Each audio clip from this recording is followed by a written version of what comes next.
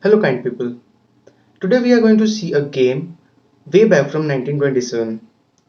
This game has been played in London and this game has been played between Thomas and Yates. Well, during those days, the game of chess was not as developed what we have today. Today we have tons of chess books, chess engines which help us to improve our game, but during those times there were hardly any. People used to work on their own and they used to come up with creative and fresh ideas on the board. And also, as we have a number of groups of seconds these days, but then there were not as many as we have now. Also, the exposure to this game chess was not as much as what we have today. So overall, back on those days, chess was not as developed as we have today. But still, we are generally suggested to see the classical games. The point is that when you watch a classical game, you get a lot of new ideas in your mind. You find how a small blunder is used in a very creative manner to demolish. Right. When you look at the previous players like Mikhail Tal, they used to play such chess that even big players would just shiver in front of them, or say Bobby Fischer, Gary Kasparov, and all these Capablanca, Alekhine, William Stenitz, and all these players. During each and every player, they were ruling one-handedly. I must say they were unrivaled actually.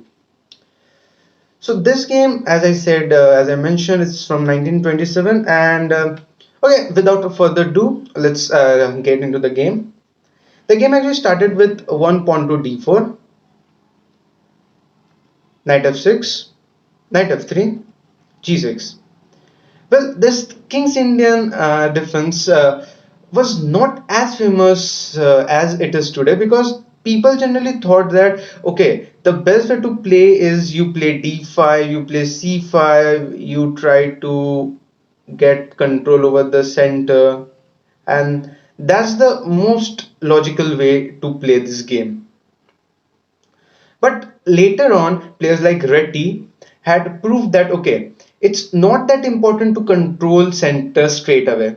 You can play these moves like g6, put your bishop on g7, and later use it as a tool. Back then, these ideas were still not so convincing, but later on, great players have come up and they have played these types of moves. Like, for example, before, say, Capablanca. People during the romantic period, people used to play so furious chess. They would just sacrifice all their pieces. And let me tell you an interesting story that during those time, when you sacrifice a piece, and if your opponent doesn't accept that sacrifice, then I mean, they considered it as against the spirit of this game. I mean, that's really funny, but still, what I was mentioning is before, players like Capablanca, the players would just sacrifice all their pieces and just mate the king, right? But player like Capablanca focused more on theoretical chess, and he had played these ideas of Bishop G7, Bishop G2, players like Reti, and then came Mikhail Botvinnik, and the chess opening slowly and steadily developed.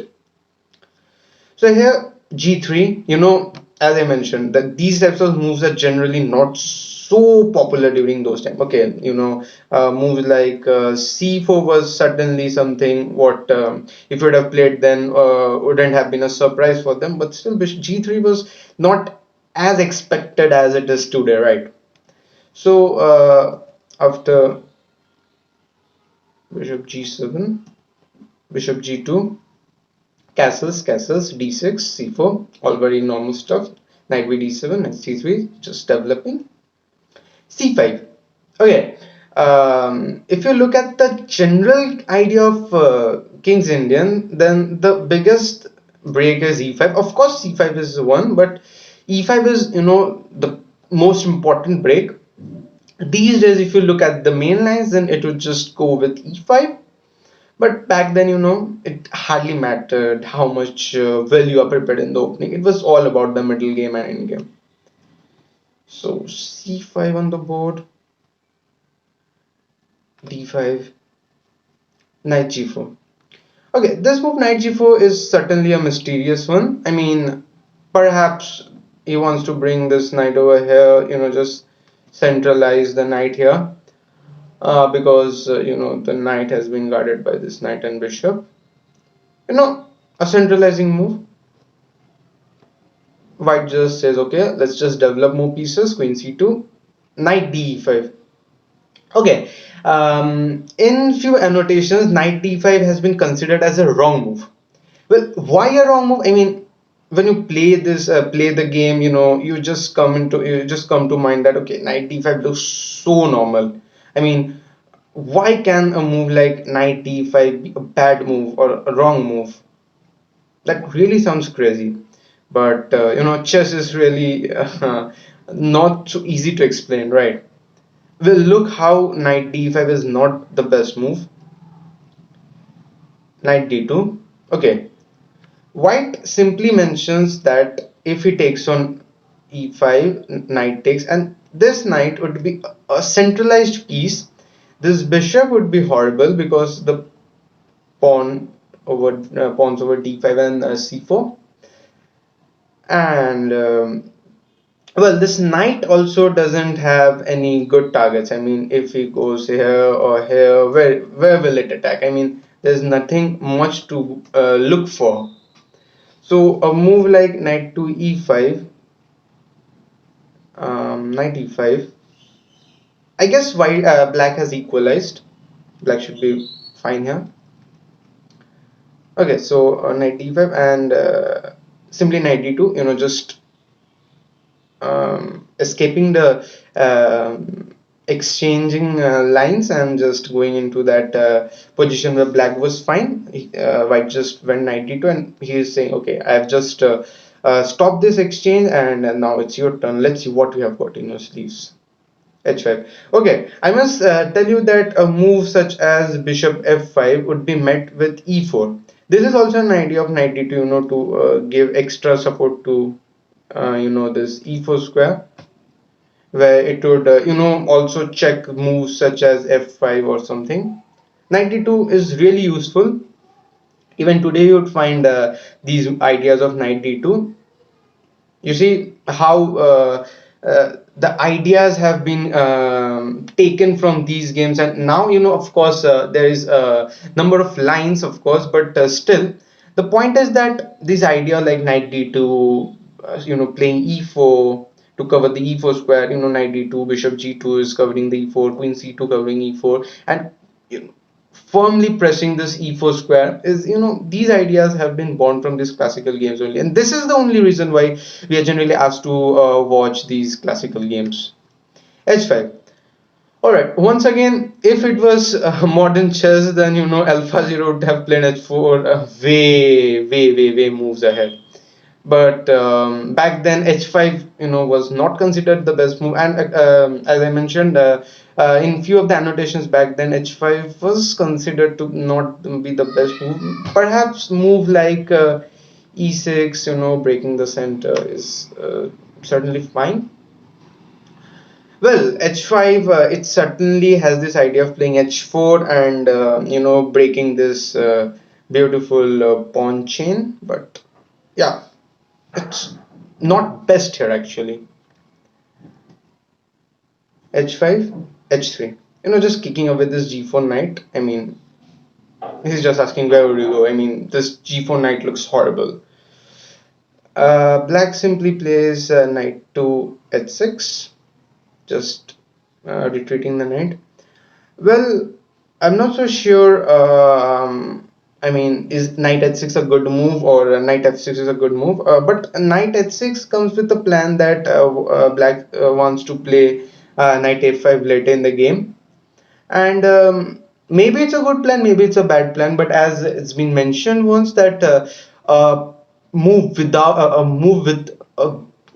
how should I put it? In this way, I must say that a move with a bad plan is way better than a move without any plan, right?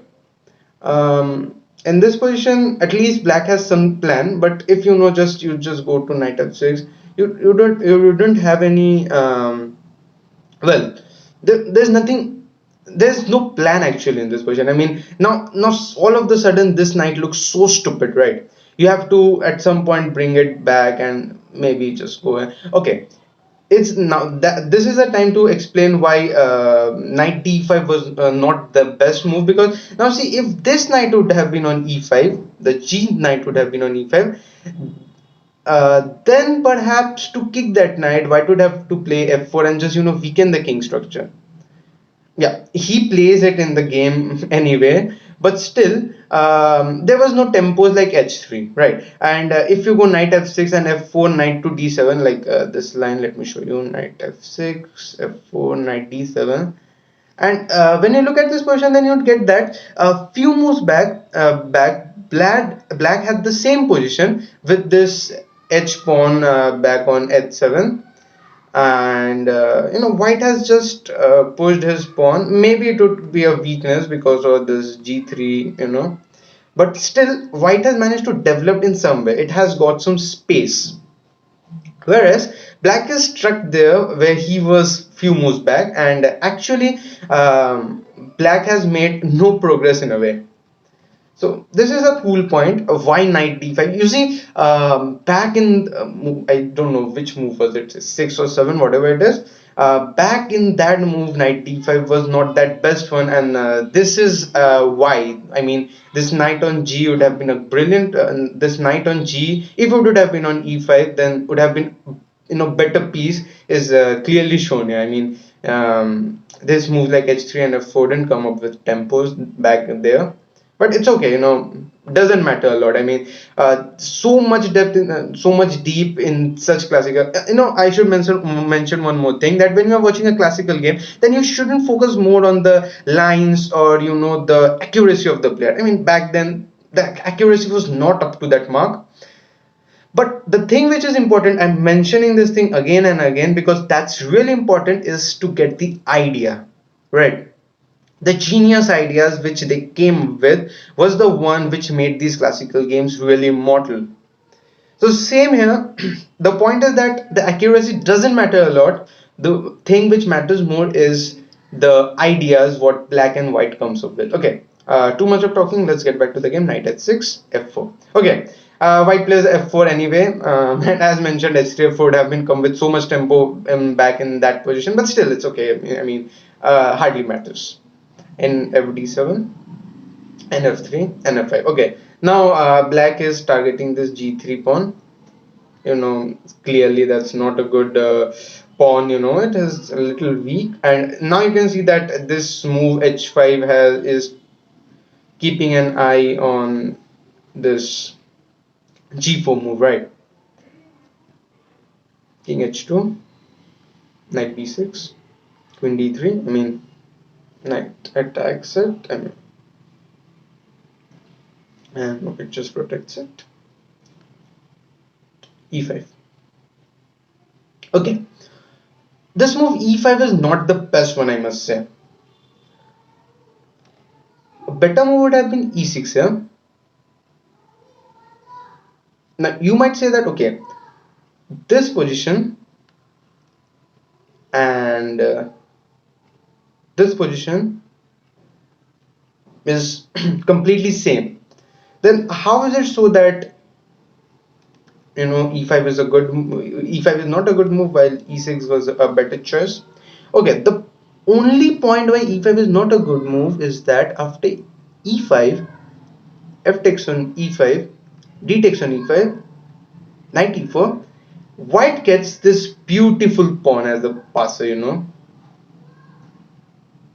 And with knight on e4, this knight may be coming to g4 or somewhere, creating more weaknesses on e6. This pawn might turn out, I'm sorry, not that move, of course. This pawn might turn out to be a really great passer at this position, right? Okay, after 94, knight d6. Okay, according to in the game of in the book of Aaron Nimzovich in my system, he mentioned that okay, the best blockader of a pass pawn is of course the knight d6, bishop g5. Okay, This move bishop g5 is really a brilliant one. The idea is to provoke a weakness. Well, black played queen c7, but it's worth mentioning how f6 is not a good move. Because after f6, white has a good idea. I mean, you should try once. If you will, if you wish, then you may pause the video and try to find out the, I won't say the winning move, but yeah, something which decides the game here. Okay, I hope you have tried this position and you may have come up with this move. And the move here is actually knight d6, queen d6, and queen g6. Now the thing is, all these pins here are just are just over. I mean, white is just over.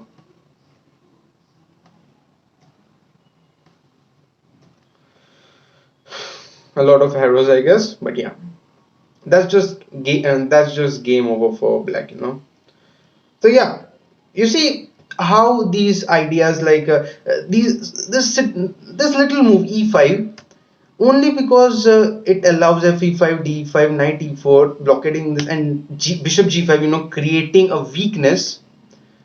I mean, provoking a weakness, I must say. These are some ideas which you can get from these classical games, of course. Okay, queen c7. Let's get back to the game. Knight f6 check. Just asking black to what do you want to do. I mean, do you want to move your king somewhere and then allow me to play these ideas, and after this queen g6, all these pieces are in play. This is in open diagonal, and all these pieces will be in a great play actually. Okay, so after knight f6, bishop f6, black chose the latter option to give up this dark square bishop, and of course, objectively, white is already winning in this position because black has a lot of weaknesses. White has all these pieces developed, yet there is some what to say,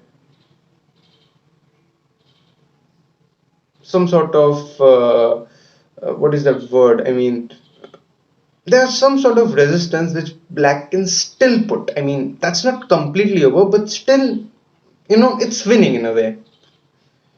Bishop f6, e4. Okay, for once it might seem okay, it just blundered, white just blunder, but actually not. Queen e3, just is a brilliant move.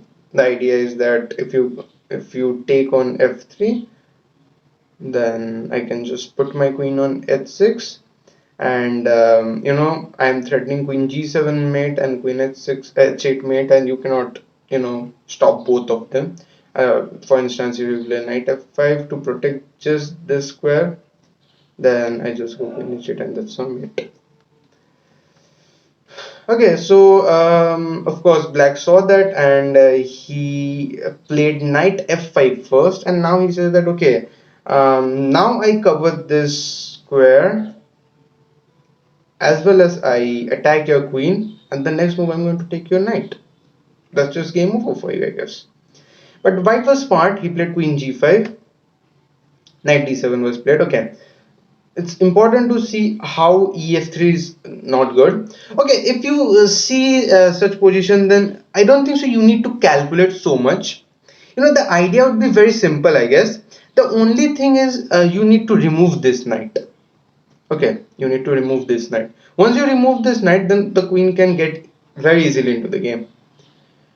So it would be just so easy to just remove this knight after rook f3. The point is simple, that now I want to play rook takes on, sorry about that, rook takes on f5, and once you take with the bishop, and now I just again threaten mate here.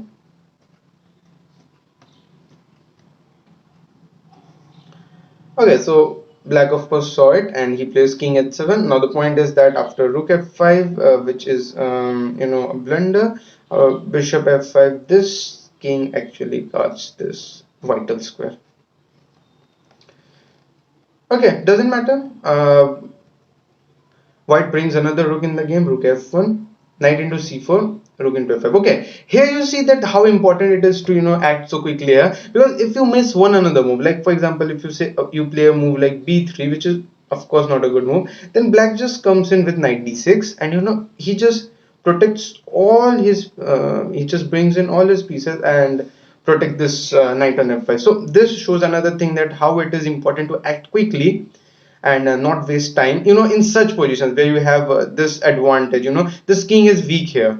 If you liquidify in some sort of endgame, then that might, black might save himself. So you have to act quickly. So knight c4, rook takes on f5, bishop takes on f5, rook takes on f5, rook a8. Of course, if you take here, that's not a good move, of course, because after queen f5, I mean, where you go, if you go king h6, then queen g5, king h7, and queen g7 is a mate. And if you go king g8, queen g5 check, and king h7, queen g7 is a mate. Okay, you can also mate with bishop e4 as well. Right.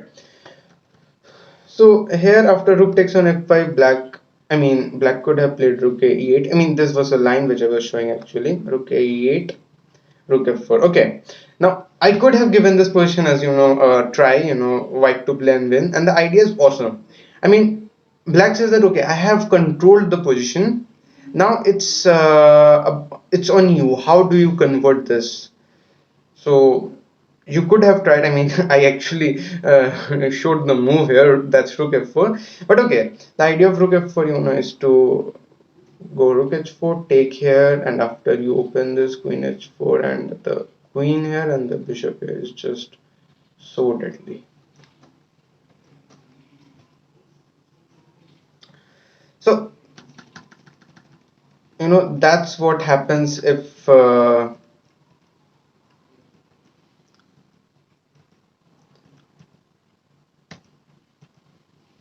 white takes on f3. I mean f3, rook f3. You see knight c4, sorry, king h7, first protecting h6. Just let me show you once again. ef3, rook f3, king h7, rook f1, knight c4, rook f5. As I showed that if you miss another move, then knight d6 comes in and protects the knight. Bishop f5, rook f5, rook a1, and here comes a brilliant move, rook f4, with idea of rook h4, rook h4, and just annihilation of defense, as people say. Alright, let's get back to the main position. Okay, so here I guess black saw it, and black didn't took on f3, rather played knight d7. Okay, the idea of knight d7 is just simple, that okay, I just want to take away this bishop. This bishop is harassing me so much, so let's just take this piece out. White says okay, take that out.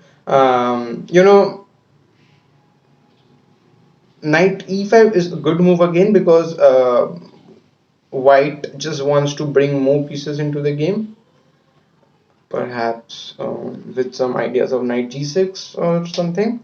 Of course, if you take on f6, then first I take, just for, okay, that's what actually played. That was actually what was played actually. Um,